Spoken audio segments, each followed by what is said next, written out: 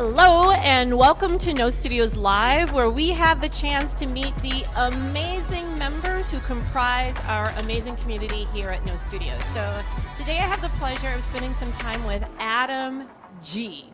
And I'm going to leave it at that, and I'm going to let you say your last name and also tell us the very interesting story that comes with your name. All right, great. So the last name is Gabornitz, and I can probably count on one hand the amount of people that have gotten that right on the first try. But the name is kind of unique, and I share this with people all the time, that there's no other Gabornitz in the world. And it's because it's a combination of my mom's last name and my dad's last name that they put together.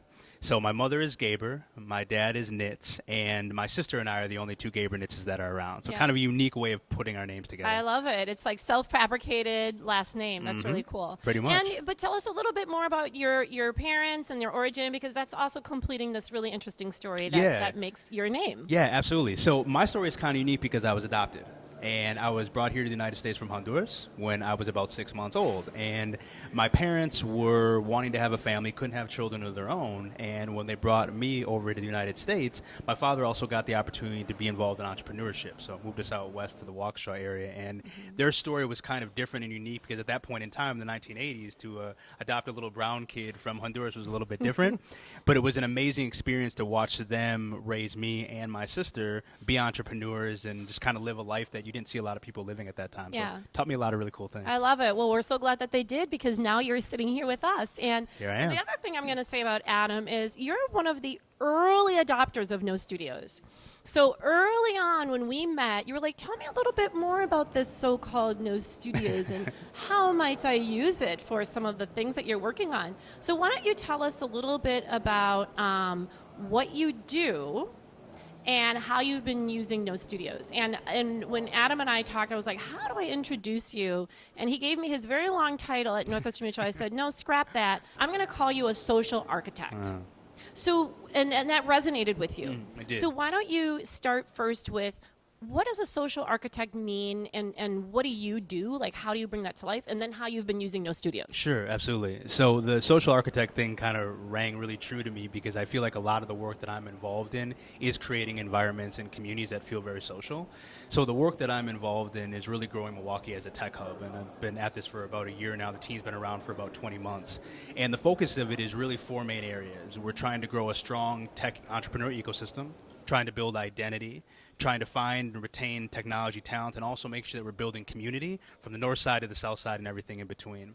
So when you told me a little bit more about what you all were doing here at No Studios, hits right on the identity play. Natural fit. Natural fit, right on the play of how we're building up entrepreneurs, because all these folks in here in the creative space are doing their own thing, and making sure that it's a place for community and a place for everybody.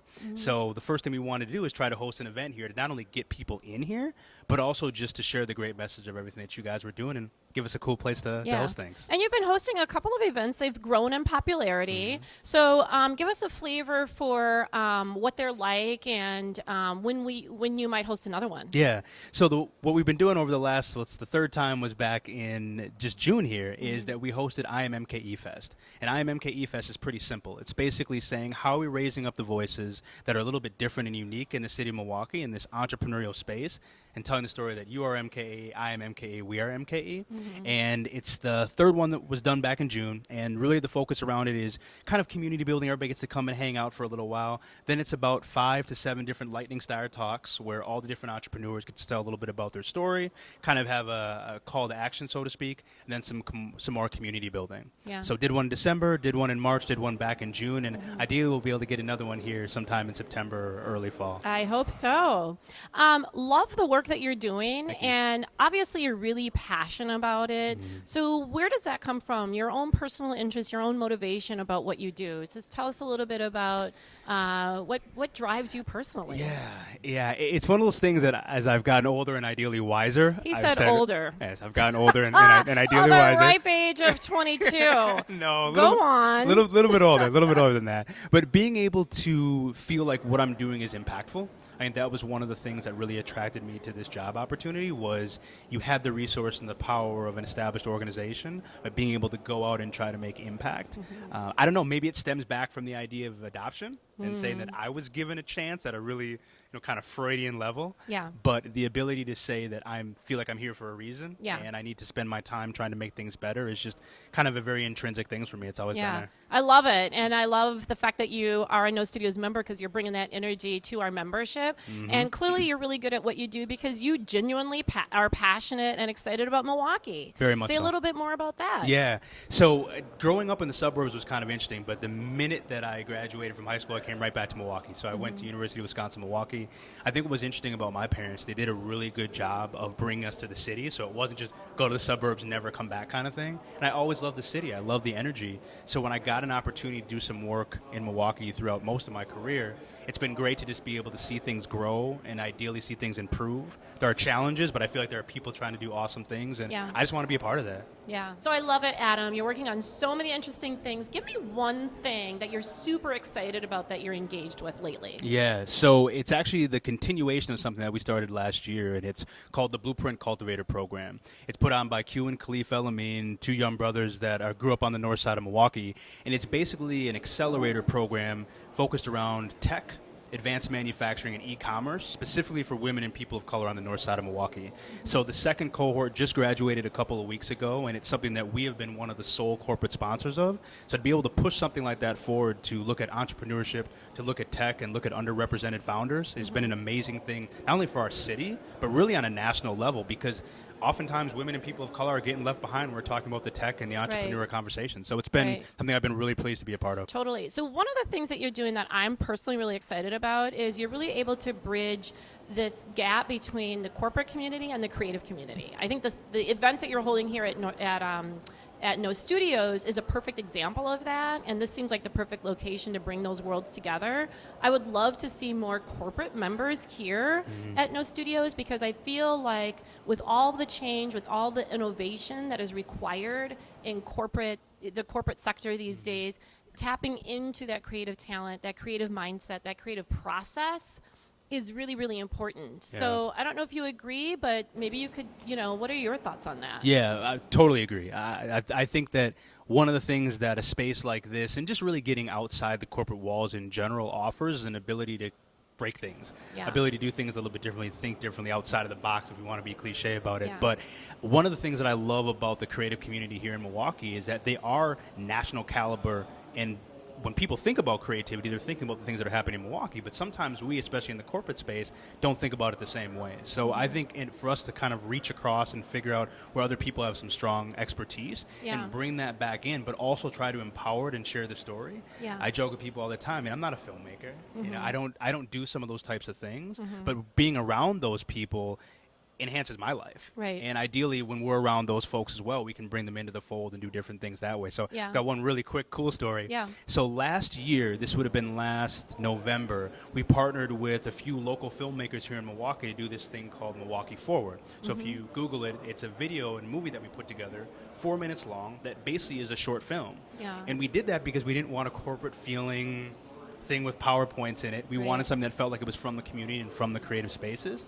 These guys did an amazing job. It was all local actors. It was all local filmmakers. And we have this thing that feels and looks a lot different than normal. And that's something we could not have done on our own. So be able to give people opportunities to share their gifts is amazing. I love it. So maybe fast forward, what do you see coming out of your work? And how do you even see maybe the corporate sector or Milwaukee? In what ways will we be different? I don't know. Fast forward a few years from now. Yeah. I see technology and the things that are happening in the creative spaces to be at the forefront of the conversation. So I really see us talking about how Milwaukee is a tech hub. I really see us talking about how if you're looking for opportunity, you're looking for innovation, you're looking at an opportunity to break things and do things differently, come to the city of Milwaukee. And in some ways, our city has been built on tradition. It's very blue collar by nature. And I'd like us to build on those things and have them be a little bit more future facing. So 2022, 2023, when someone's talking about Milwaukee, they're talking about it, hey, you want to start a company? This is the place to go. This is the place to be. And how do creatives and artists plug into that? Where do you see them fitting in with that future vision that you painted? I think first and foremost, it's storytelling. I think about the Midwest, and we're not always the best at getting up and talking about how great we are at things, because we're great at a lot of things. So obviously when you look at artists and you look at filmmakers and you look at people that take pictures, they're telling stories. And the best storytellers in the world are the ones that can do the movies and do the films. So I could see the voice, kind of like what your brother's done, as being somebody who's going out there having success, but then saying, hey, remember Milwaukee? Here are things that are cool happening here, and telling a story better than anybody can ever do. I mean, the filmmakers and the artists, those are the ones that tell stories that move people. So Jeff, our cameraman, reminded me, talking about cool, your whole, you just embody cool. You're like a walking cool.